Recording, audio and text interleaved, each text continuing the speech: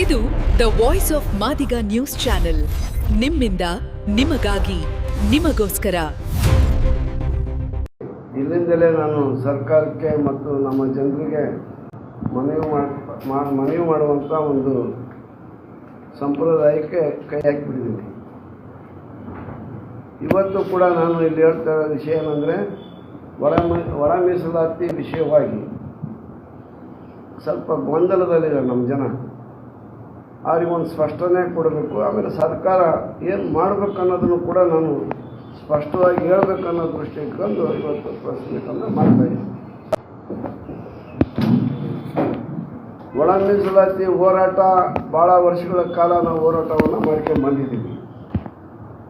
ಆಮೇಲೆ ಒಳ ಮೀಸಲಾತಿ ಜಾರಿ ಆಗಿಬಿಡ್ತು ಆಂಧ್ರ ಪ್ರದೇಶದಲ್ಲಿ.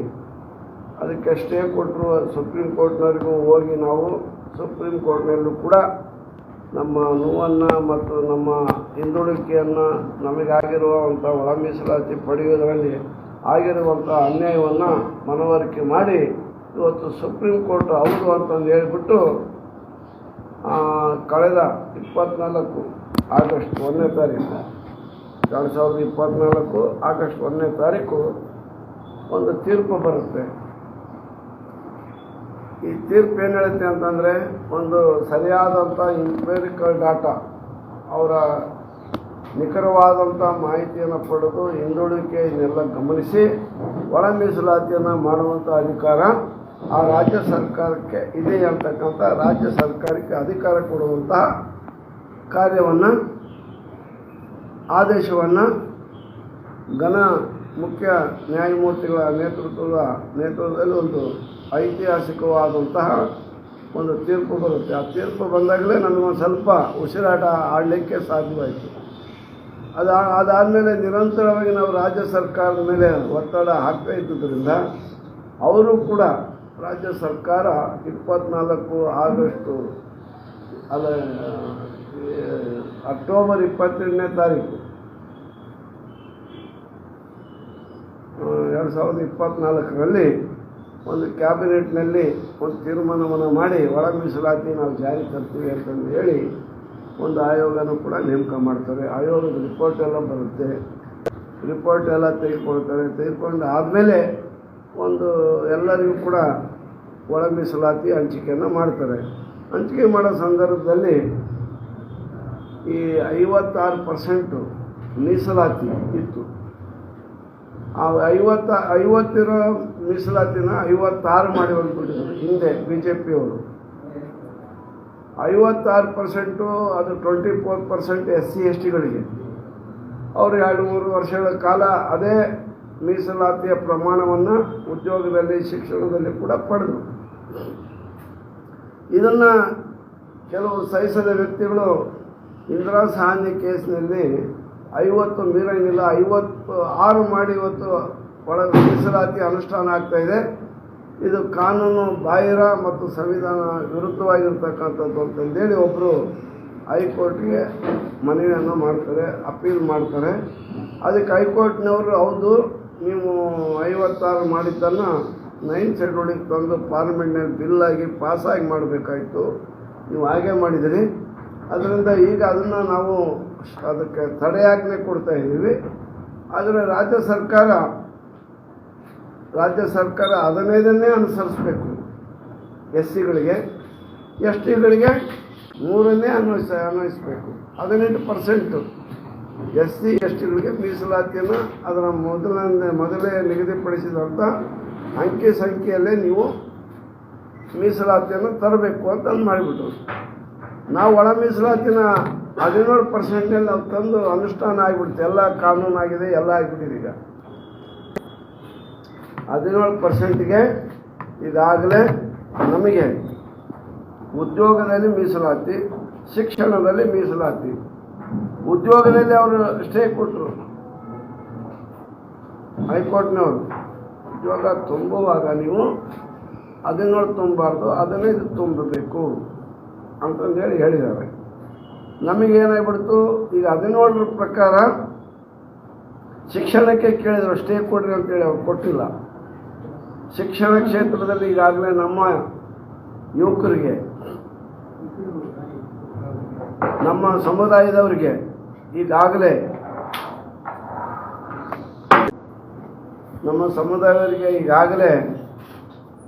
ಏನು ವೈದ್ಯಕೀಯ ಸ್ನಾತಕೋತ್ತರ PG ಸೀಟ್ ಅಂತಂದು ಹೇಳ್ತೀವಲ್ಲ, MS MD ಸೀಟ್ಗಳೆಲ್ಲವೂ ಕೂಡ ಹಂಚಿಕೆ ಆಗಿದೆ. ಶಿಕ್ಷಣ ಕ್ಷೇತ್ರದಲ್ಲಿ ಸಂಪೂರ್ಣವಾಗಿ ಒಳ ಮೀಸಲಾತಿ ಅನುಷ್ಠಾನ ಆಗ್ತಾ ಇದೆ. ಉದ್ಯೋಗದಲ್ಲಿ ಮಾತ್ರ ಅದನ್ನು ಉಳಿತು, ಅದರಿಂದ ತಡೆಯಾಗಿದೆ. ಈಗ ಅದನ್ನು 15ರಲ್ಲಿ ಹಂಚಿಕೆ ಮಾಡಬೇಕು.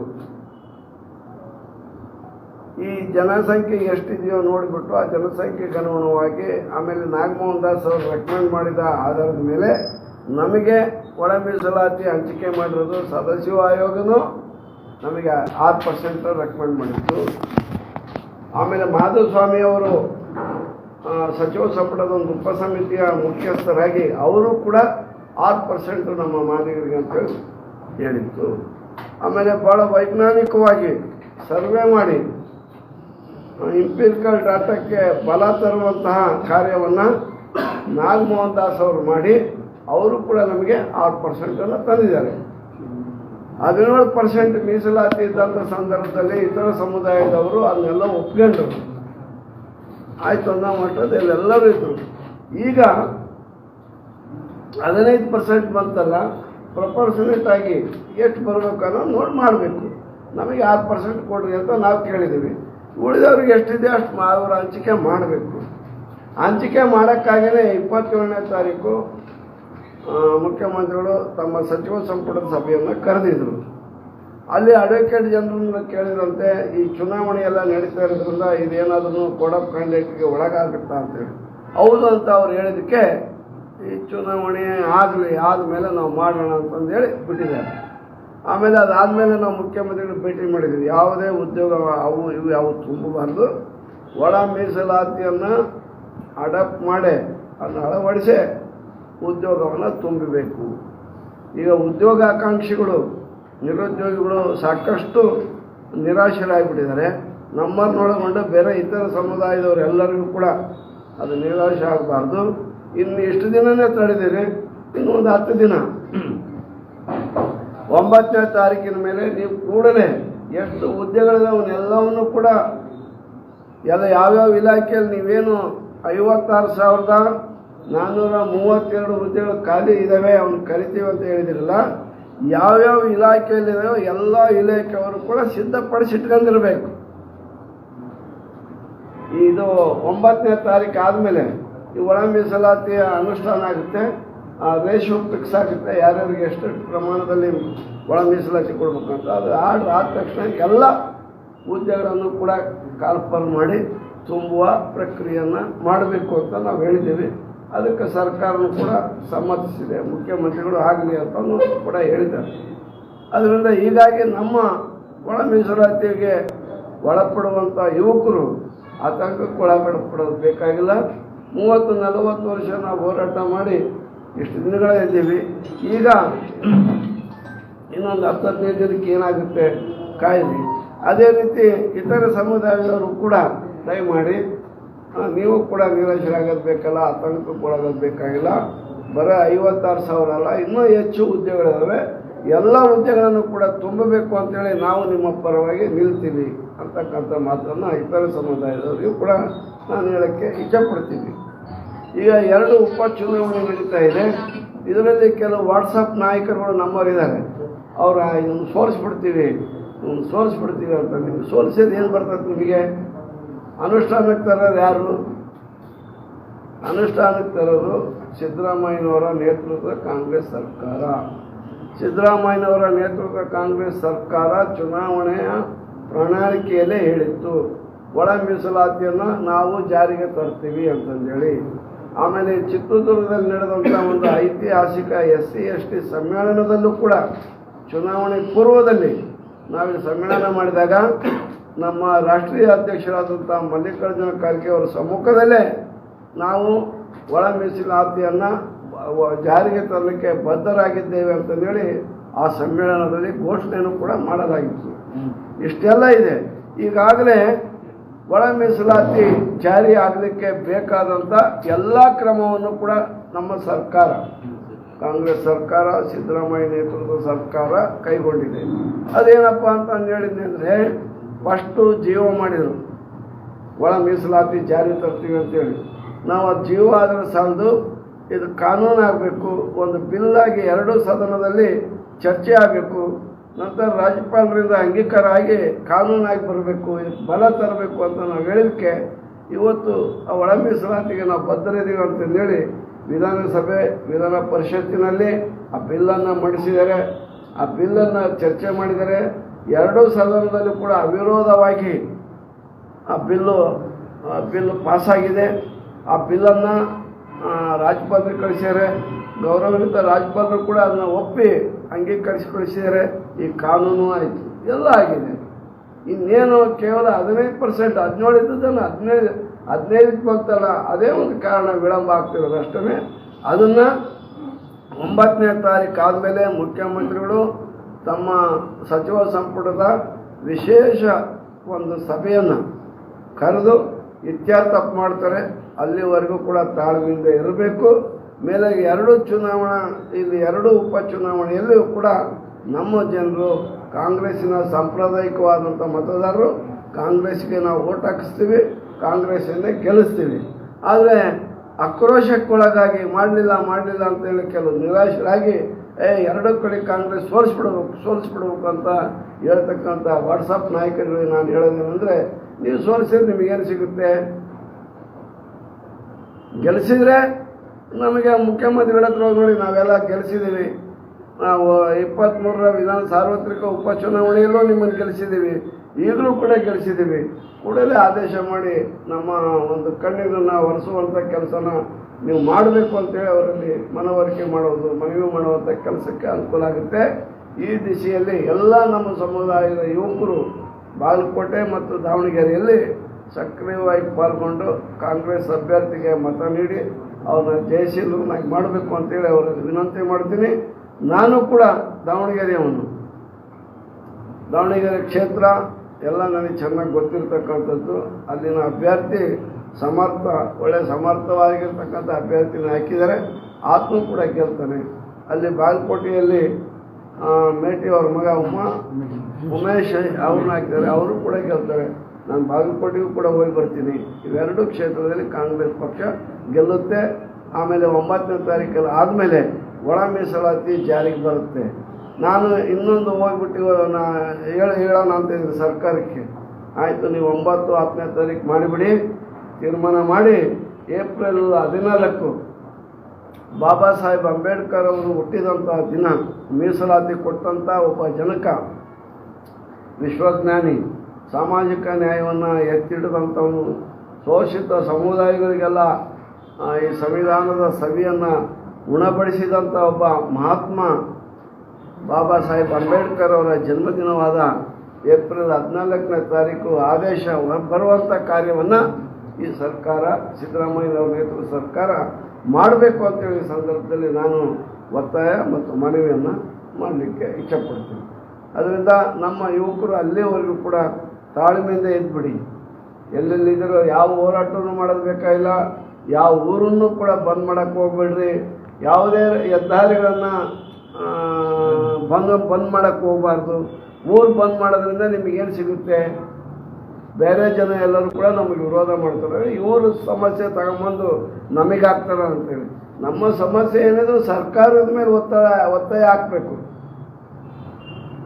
ಈಗ ನಿಮಗೆ ಬೇಕಾದ್ರೆ ಅಷ್ಟೆಲ್ಲ ನಿಮ್ಗೆ ಚಳವಳಿ ಮಾಡ್ಕೊಂಡು ಇರಬೇಕು ಅನ್ನೋದು, ಸಕ್ರಿಯವಾಗಿ ಇರಬೇಕು ಅನ್ನೋದಾದರೆ ಈಗಲಿಂದಲೇ ನಿಮ್ಮ ಜಿಲ್ಲೆಯಲ್ಲಿ ಕರ್ನಾಟಕ ಸರ್ಕಾರದಲ್ಲಿರ್ತಕ್ಕಂಥ ಎಲ್ಲ ಮಂತ್ರಿಗಳ ಮನೆ ಹತ್ರ ಹೋಗಿ ಒಂದು ಮನವಿಯನ್ನು ಕೊಟ್ಟು, ದಯವಿಟ್ಟು ಚುನಾವಣೆ ಆದಮೇಲೆ ಕೂಡಲೇ ಸಚಿವ ಸಂಪುಟದ ಸಭೆಯನ್ನು ಕರೆದು ಆ ಸಚಿವ ಸಂಪುಟದಲ್ಲಿ ನೀವು ಮಾತಾಡಿ ಮಾದರಿಗೆ 6% ಕೊಡಿಸುವಂಥ ಕಾರ್ಯವನ್ನು ಮಾಡಬೇಕು ಅಂತಂದೇಳಿ ಇದನ್ನು ಮನವಿಯನ್ನು ಮಾಡಿ ಹೋಗಿ.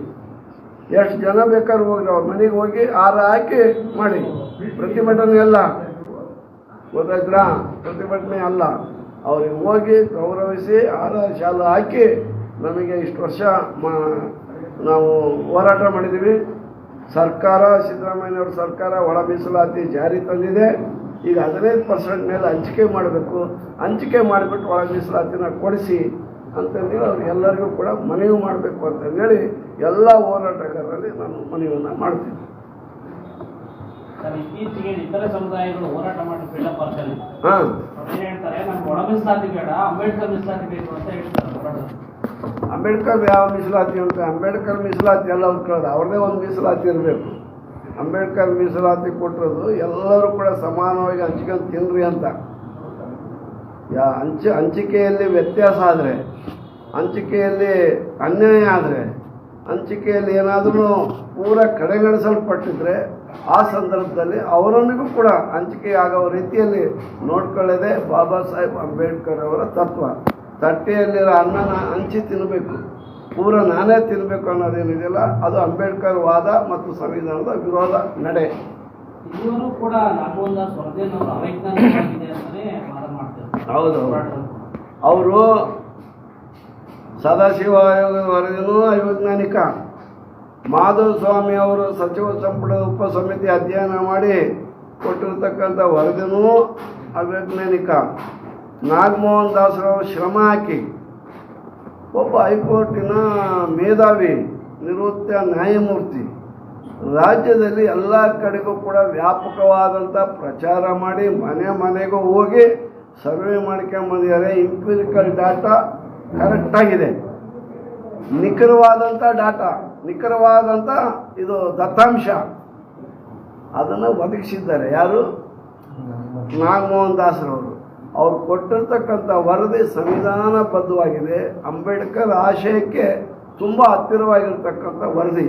ಈ ವರದಿ ನಮ್ಮ ಮರಣಶಾಸನ ನಮ್ಮ ಸಮುದಾಯಗಳಿಗೆ ಅಂತ ಅವರೇನು ಅಲ್ಲ, ಅವ್ರಿಗೆ ಆಗಿರ್ಬೋದು, ಅದು ನಮಗೆಲ್ಲರಿಗೂ ಕೂಡ ಬದುಕುವ ಶಾಸನ. ಉಸಿರು ಇಲ್ಲದವರಿಗೆ ಉಸಿರು ಬಂದಂತ ಶಾಸನ. ನಮಗೆ ಮೊನ್ನೆ ಒಂದು ಸಂಘಟನೆ ಪ್ರೆಸ್ ಮೀಟ್ ಮಾಡಿದ್ರು. ಅವರ ಅನುಮಾನ ಏನಂದ್ರೆ ಜನಸಂಖ್ಯೆಯನ್ನೇ ತಪ್ಪಾಗಿ ತೋರಿಸಿದ್ದಾರೆ, ಅದನ್ನ ಅವರನ್ನು ಬಂಧಿಸಬೇಕು, ನಾಗಮೋಹನ್ ದಾಸ್ ಅವರನ್ನ ಅವ್ರ ವಿರುದ್ಧ ಒಂದು ಸಮಿತಿನ ರಚನೆ ಮಾಡಿ ಎನ್ಕ್ವೈರಿ ಮಾಡಬೇಕು ಅಂತ ಒತ್ತಾಯ ಮಾಡ್ತಾರೆ. ಯಾರು ಅವ್ರ ಮೇಲೆ ಒತ್ತಾಯ ಮಾಡಿದ್ರೆ ಅವ್ರನ್ನ ಬಂಧಿಸ್ಬೇಕು, ನ್ಯಾಯಮೂರ್ತಿ ಬಂಧಿಸೋದಲ್ಲ. ಅವ್ರು ಕರೆಕ್ಟಾಗಿ ಮಾಡಿದ್ದಾರೆ. ಏನು ಬೇಕಂದ್ರೆ ಬಾಯಿದೆ ಅಂತ ಹೇಳಿದ್ದೆ ಅಂದರೆ ನೀವು ಕೂಡ ಆ ರೀತಿ ಅಸಂಬದ್ಧವಾಗಿ ಸತ್ಯಕ್ಕೆ ದೂರವಾದಂಥ ಸುದ್ದಿ ಹೇಳಿದಾಗ ನೀವು ಕೂಡ ಅದಕ್ಕೆ ಬ್ರೇಕ್ ಹಾಕಬೇಕು. ಅದನ್ನೇ ಬಂದುಬಿಡೋದು. ನಿಮಗೆ ಗೊತ್ತಿಲ್ವಾ, ನಾವು ಪ್ರಚಾರ ಮಾಡಿಲ್ವ, ಅವರು ಎಲ್ಲ ಸರ್ವೆ ನಡೀತಾ ಇದೆ, ನಿಮ್ದು ಏನೇನಿದೆ ಎಲ್ಲ ಬರ್ರಿ ಅಂತ ಹೇಳಿಲ್ವಾ, ಸಮಯ ಕೊಡಲಿಲ್ಲ, ಅವಕಾಶ ಕೊಡಲಿಲ್ವಾ, ಕರೆಕ್ಟಾಗಿ ಎಲ್ಲ ನೂರಾರು ಸಂಘ ಸಂಸ್ಥೆಗಳ ಮನವಿಯನ್ನು ತೆಗೆದುಕೊಂಡು ತಿಳ್ಕೊಂಡು ಭಾಳ, ಅದು ಕೂಡ ಮಾನವ ಸಂಪನ್ಮೂಲ ವ್ಯಕ್ತಿಗಳು ಇರ್ತಾರೆ ಇವ್ರ ಜೊತೆಗೆ. ಯಾರ ಜೊತೆಗೆ? ನಾಗಮೋಹನ್ ದಾಸ್ ಅವ್ರ ಜೊತೆಗೆ.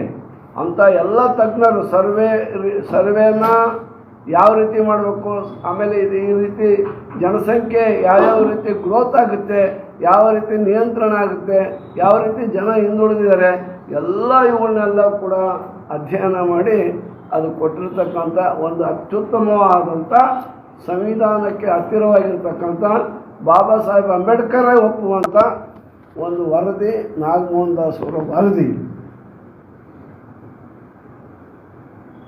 ಅವ್ರಿಗೆ ಏನಾಗ್ಬಿಡ್ತಂದರೆ ಒಂದೇ ಹತ್ರ ಇಟ್ಬಿಟ್ರೆ ನಾವು ಹೆಚ್ಚು ಈ ಸೌಲಭ್ಯವನ್ನು ಪಡಿಬೋದು ಎಂಬತಕ್ಕಂಥ ದುರಾಸೆ ಅವ್ರಿಗೆ. ಹಂಗೆ ಒಂದೇ ಹತ್ರ ಇರ್ಬೇಕನ್ನೋದಾದರೆ ನಮಗೆ ಯಾರು ಕೊಟ್ಬಿಡ್ಲಿ, ಅವನೊಂದು ಗುಂಪು ಮಾಡಲಿ, ಅವರು ಸುಖವಾಗಿರಲಿ, ಯಾರು ಬೇಡ ಅಂತಾರೆ ನಮಗೆ. ನಾವು ಹೋರಾಟ ಮಾಡ್ಕೊಂಬಂದೀವ, ಅವ್ರಿಗೆ ಸಂಬಂಧನೇ ಇಲ್ಲ. ಹೈಕೋರ್ಟ್ಗೆ ಹೋಗಿ, ಸುಪ್ರೀಂ ಕೋರ್ಟಿಗೆ ಹೋಗಿ, ಸುಪ್ರೀಂ ಕೋರ್ಟ್ನಲ್ಲಿ ನಾವು ಒಂದು ನಿರ್ದೇಶನ ಪಡ್ಕೊಂಬಂದಿದ್ದೀವಿ. ನಮಗೆ ಅನ್ಯಾಯ ಆಗುತ್ತೆ. ಅವ್ರ ಜೊತೆಗಿದ್ರೆ ನಾವು ಇರೋಕ್ಕಾಗಲ್ಲ, ಅವ್ರ ಜೊತೆ ಸ್ಪರ್ಧೆ ಮಾಡೋಕ್ಕಾಗಲ್ಲ, ಅವ್ರಿಗಿದ್ರೆ ನಮಗೆ ಯಾವುದೇ ಪ್ರಾತಿನಿಧ್ಯ ಸಿಗಲ್ಲ. ಆರ್ಥಿಕ ಪ್ರಾತಿನಿಧ್ಯ ಇಲ್ಲ, ಶಿಕ್ಷಣ ಪ್ರಾತಿನಿಧ್ಯ ಇಲ್ಲ, ಉದ್ಯೋಗದ ಪ್ರಾತಿನಿಧ್ಯ ಇಲ್ಲ, ರಾಜಕೀಯ ಪ್ರಾತಿನಿಧ್ಯ ಅಂತೂ ಇಲ್ಲವೇ ಇಲ್ಲ ನಮ್ಮ ಸಮುದಾಯಕ್ಕೆ, ಮಾದಿಗ ಸಮುದಾಯಕ್ಕೆ. ಅದರಿಂದ ಪರಮ ಅನ್ಯಾಯ ಆಗ್ತಾ ಇದೆ. ಈ ಕಾರಣದಿಂದ ನಾವು ಪ್ರತ್ಯೇಕವಾಗಿ ನಮಗೆ ನಮ್ಮ ಜನಸಂಖ್ಯೆ, ನಮ್ಮ ಹಿಂದುಳುವಿಕೆ ಆಧಾರದ ಮೇಲೆ ನೀವು ಒಳ ಮೀಸಲಾತಿ ಕೊಡಬೇಕು ಅಂತಂದೇಳಿ ಕೇಳ್ಕೊಂಬಂದೀವಿ. ಎಷ್ಟು ಪಕ್ಷಗಳಿದಾವೋ ಅವೆಲ್ಲವೂ ಕೂಡ ಒಪ್ಕೊಂಡಿದ್ದಾರೆ. ಕಾಂಗ್ರೆಸ್ ಒಪ್ಕೊಂಡಿದೆ, BJP ಒಪ್ಪಿದ್ದಾರೆ, JDS ಒಪ್ಪಿದ್ದಾರೆ. ಯಾರ್ಯಾರು ಪ್ರಜಾಪ್ರಭುತ್ವವನ್ನು, ಅಂಬೇಡ್ಕರ್ ವಾದವನ್ನು ಒಪ್ಪಿದಾರೋ ಅವರೆಲ್ಲ ಮಾನ್ಯರು ಕೂಡ ಹೌದು ಮಾದಿಗ ಸಮುದಾಯಕ್ಕೆ ಅನ್ಯಾಯ ಆಗಿದೆ, ಅವ್ರಿಗೆ ಮೀಸಲಾತಿ ಕೊಡಿ, ಒಳ ಮೀಸಲಾತಿನ ಅಂತಂದು ಹೇಳಿದ್ದಾರೆ. ಮಾಧ್ಯಮದವರು, ಕೆಲವು ಮಾಧ್ಯಮಗಳು ಇದನ್ನು ಆಗಬೇಕು ಅಂತಲೇ ಒಂದು 8-10 ದಿನಗಳ ಕಾಲ ಅವ್ರದ್ದೇ ಆದಂಥ ಒಂದು ಇದನ್ನು ಆ ಅಭಿಪ್ರಾಯವನ್ನು ತಿಳ್ಕೊಂಡು ಇದಕ್ಕೆ ಬೆಂಬಲಿಸಿದ್ದಾವೆ ಮಾಧ್ಯಮಗಳು ಕೂಡ. ಹೌದು, ಈ ಸಮುದಾಯಕ್ಕೆ ಅನ್ಯಾಯ ಆಗಿದೆ. ಈ ಸಮುದಾಯ ಯಾರು? ದಿನನಿತ್ಯ ತಮ್ಮ ಆರೋಗ್ಯವನ್ನು ಬಲಿ ಕೊಟ್ಟು ಇಡೀ ಊರನ್ನು ಸ್ವಚ್ಛ ಮಾಡ್ತಕ್ಕಂಥ ಪೌರ ಕಾರ್ಮಿಕರನ್ನ ಹೊಂದಿರತಕ್ಕಂಥ ಮಾದಿಗರು. ನಮಗೆ ಪಾದರಕ್ಷೆಯನ್ನು ಹೊಲಿದು ಕೊಡ್ತಕ್ಕಂಥ ಸಮುದಾಯ ಇದು. ನಮ್ಮ ಹಳ್ಳಿಗಾಡಿನಲ್ಲಿ ನಮ್ಮ ಹೊಲಗಳನ್ನು ಗದ್ದೆಗಳನ್ನು ಹಸಿರು ಮಾಡ್ತಕ್ಕಂಥ ಭೂಮಿಗೆ ಹಸಿರು ಸೀರೆಯನ್ನು ಉಡಿಸುವಂಥ ಕಾಯಕ ಯೋಗಿಗಳು ಮಾದಿಗರು. ಯಾವುದೇ ಕೆಲಸ ಕಾರ್ಯಗಳಿದ್ರೂ ಕೂಡ ಕನಿಷ್ಠ ಕೆಲಸ ಕಾರ್ಯಗಳಿದ್ದರೆ ನಿಷ್ಠೆಯಿಂದ ಕೆಲಸ ಮಾಡ್ತಕ್ಕಂಥ ಈ ಸಮುದಾಯ ಇತರ ಸಮುದಾಯದ ಜೊತೆಗೆ ಇವರು ಕೂಡ ಬದುಕಬೇಕು. ಇವರ ಬಡತನದಿಂದ ಬಿಡುಗಡೆ ಆಗಬೇಕು. ಇವರಿಗೂ ಕೂಡ ಅವಕಾಶ ಸಿಗಬೇಕು ಅಂತಂದೇಳಿ ಎಲ್ಲ ಸಮುದಾಯಗಳು, ಯಾವ್ಯಾವ ಸಮುದಾಯಗಳು, ಎಲ್ಲ ಸಮುದಾಯಗಳು ಕೂಡ ನಮ್ಮ ಪರ ಇದ್ದಾರೆ. ಎಲ್ಲ ಸಮುದಾಯಗಳು ಇಂಥದ್ದಂತಲ್ಲ. ಮತ್ತು ನಾನು ಹೇಳಿದ್ರೆ ಅವರು ಇವ್ರ ಹೆಸರಲ್ಲ, ಎಲ್ಲ ಸಮುದಾಯಗಳು ಕೂಡ ನಮ್ಮ ಪರ ಧ್ವನಿ ಎತ್ತಿದ್ದೇವೆ, ನಮ್ಮ ಪರ ನಿಂತ್ಕೊಂಡಿದೆ. ನಮಗಾಗಿರೋ ಅನ್ಯಾಯವನ್ನು ಅವರೇ ಮಾತಾಡ್ತಾರೆ, ಹೌದು ಇವ್ರಿಗೆ ಅನ್ಯಾಯ ಆಗಿದೆ ಅಂತಂದೇಳಿ. ಅದರಿಂದ ನಮಗೆ ನ್ಯಾಯ ಕೊಡಿಸ್ಬೇಕು ಮುಖ್ಯಮಂತ್ರಿಗಳು. ಏನಿಲ್ಲ, 5 ನಿಮಿಷದ ಕೆಲಸ ಅಷ್ಟೇ. ಒಳ ಮೀಸಲಾತಿ ಎಲ್ಲ ಕಾನೂನಾಗಿದೆ, ಎಲ್ಲ ಜಾರಿಯಾಗಿದೆ. 17 ನೀವು ಹಂಚಿಕೆ ಮಾಡಿದ್ರಿ, ಈಗ 15 ಇದೆ. 15 ನಮಗೆ ಯಾರು ಕೊಡಿ? ಅವರೆಲ್ಲ ಒಂದೇ ಹತ್ರ ಇರ್ತಾರೆ. ಅವ್ರು ಏನು ಒಗ್ಗಟ್ಟಾಗುತ್ತೆ. ಅಯ್ಯೋ ಏನು ಹೇಳೋದು, ಏನು ಹಿಂದೆ ಹೇಳ್ಬಿಡ್ತಾರೆ ನನಗೆ.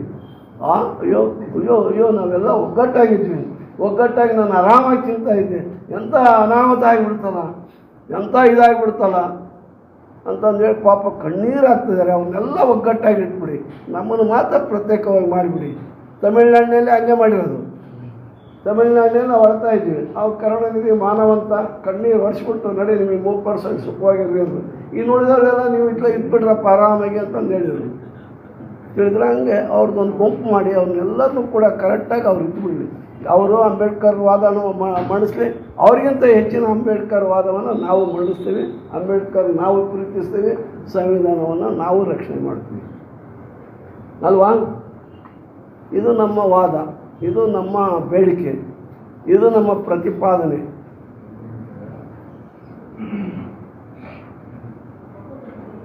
ವಿರೋಧ ಮಾಡೋರಿಗೆ ಸ್ವಾತಂತ್ರ್ಯ ಇದೆ, ಪರ ನಾವು ಕೇಳಿರೋರಿಗೆ ನಮಗೆ ಸ್ವಾತಂತ್ರ್ಯ ಇದೆ, ಕೇಳುವವರಿಗೆ ನ್ಯಾಯ ಇದೆ, ಮಾಡಬೇಡ್ರಿ ಅನ್ನೋರಿಗೆ ನ್ಯಾಯ ಎಲ್ಲಿದೆ? ಎಲ್ಲಿದೆಯೋ ನ್ಯಾಯ ಅಂತ ಕೇಳಬೇಕಾಗುತ್ತೆ. ನಮಗೆ ನ್ಯಾಯ ಇದೆ, ನಮಗೆ ನ್ಯಾಯ ಕೊಡಿ. ನಾವೆಲ್ಲ ನ್ಯಾಯವಂತರು ಮಾದಿಗರು.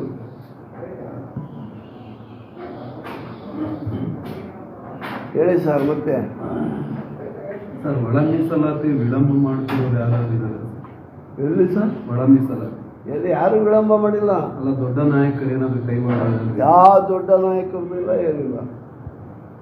ಸಚಿವ ಸಂಪುಟದಲ್ಲಿ ಯಾರಿದ್ದರೂ ಎಲ್ಲರೂ ಕೂಡ ಬೆಂಬಲ ವ್ಯಕ್ತಪಡಿಸಿದ್ದಾರೆ.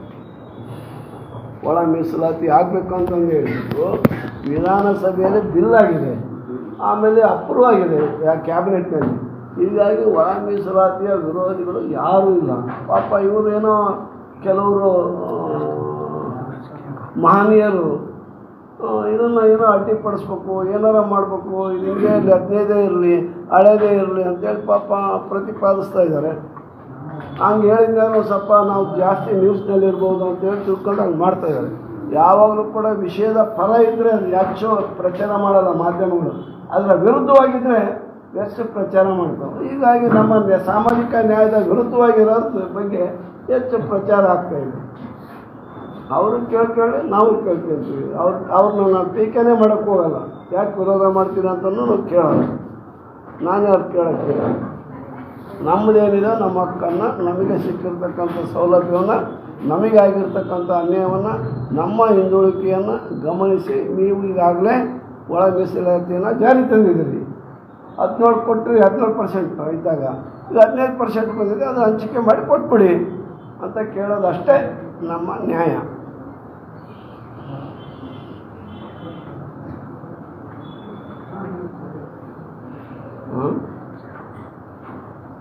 ಮತ್ತೆ ಸರ್ ಕಿರಣ್ ಯಾರು ಕೇಳಿದ್ದು ಭಾಳ ಪ್ರಶ್ನೆ. ಕಿರಣ್ ಎಲ್ಲ ಇದರಲ್ಲಿ ಎಲ್ಲ ನಿಮ್ಮ ನ್ಯೂಸ್ನಲ್ಲಿ ಬರಂಗೆ ಮಾಡಪ್ಪ ಅಮ್ಮ, ಬರ್ಬೇಕಲ್ಲ. ಹಾಂ ಏನಿದೆ ಬಾಬು ಬಸಣ್ಣ ಹೇಳ್ರಪ್ಪ ಯೋಗೀಶ್ ಅವರೇ. ಬಹಳ ಭಾವುಕರಾಗಿ ಮಾತಾಡಿದ್ರೆ ಆಗ್ತಾರಲ್ಲ, ಬಹಳ ಭಾವುಕರಾಗಿ ಮಾತಾಡಿದ್ರು.